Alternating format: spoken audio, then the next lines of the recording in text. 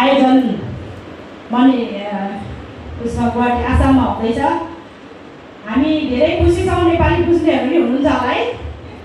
आसाममा त धेरै नेपाली बुझ्नुहुन्छ नि। कतिजना हुनुहुन्छ आसामका हात उठाउनुहोस् है। ए थुप्रो हुनुहुन्छ, खुसी लाग्यो। हाम्रो सिक्किममा नि धेरै गुरुकार्य हुँदैछ, राम्रोसँग हुँदैछ है।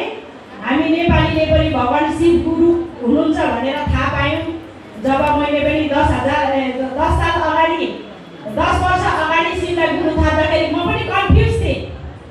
शिव त गुरु त शरीरमा हुनुहुन्न, शिव त शरीरमा हुनुहुन्न। म त सधैँ पूजापाठ गर्छु, म त भक्त हो, तर गुरु बनाउनु चाहिँ मैले खोजिरहेको थिएँ।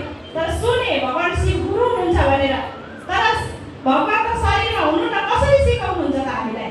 के पनि दिनुहुन्छ त?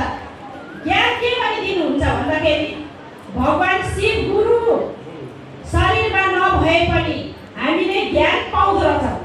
यो मेरो अनुभूति हो।